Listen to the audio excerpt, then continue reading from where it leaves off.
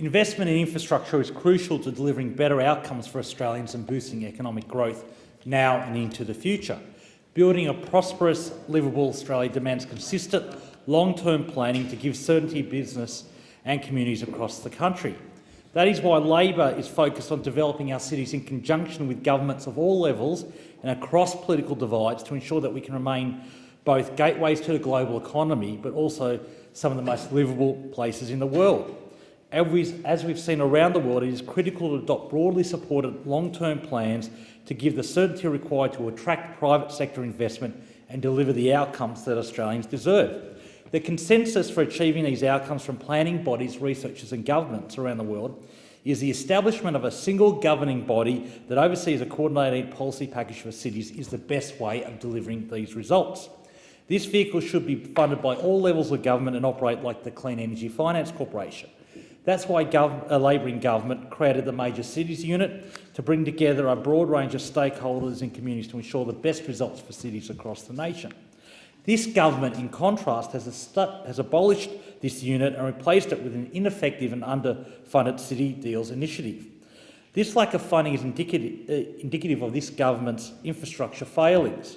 With an underspend of close to $4 billion over the last 3 years, this government is failing on infrastructure. Let me repeat that. This government has underspent on its commitments to infrastructure by $4 billion in the last 3 years alone. They are utter hypocrites on this, Madam Deputy Speaker.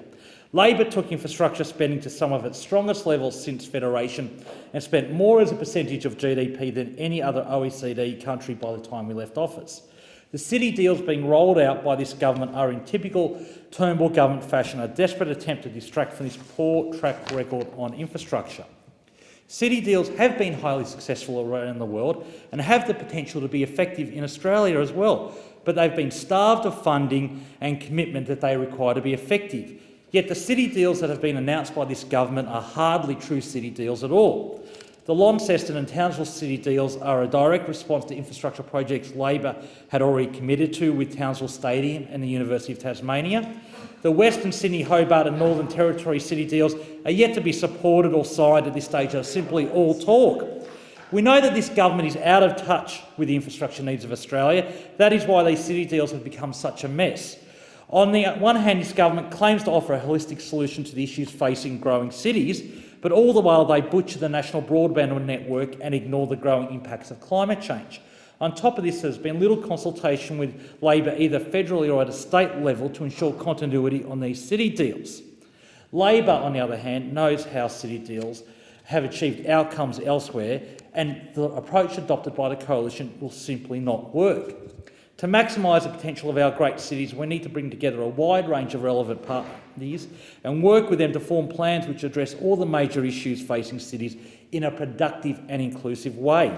We cannot afford to say that we can't invest in renewable energy because it doesn't suit our policy goals, or that we won't facilitate reliable, fast internet because it's someone else's fault. It is the responsibility of governments to tackle all these issues head-on, and communities across Australia are looking for leadership on these issues. There are a multitude of regions that are suffering from inaction because of this government in this space. Rolling out an infrastructure approach in such an arbitrary way across this vast country is insufficient. If this government truly believes in this idea of city deals, they should come to the table with Labor, the crossbench and key stakeholders and figure out a way to deliver what is needed, just not where they need votes. In my electorate, there are a range of projects that could provide immediate and long-term benefits for the Hunter and Central Coast regions, which are being ignored by this government. Any further development of a city deal program from the federal government needs to go through a review process with the goal of constructing a scheme that has support from both sides of politics and all levels of government. Labor knows this and is keen to work not only with the rest of this parliament but also COAG and the private sector to make all our great cities livable, affordable and productive. Labor has a proud record of investing in cities and creating both essential infrastructure projects and creating living space to improve quality of life. We want to continue to build on our long-held view that the Commonwealth can improve our cities by providing direct investment and policy leadership to other levels of government. On the other hand, all we see from this government is buzzwords, talk, more announcement of deals with no follow-through. Australia, our cities, in fact our regions as a whole deserve better.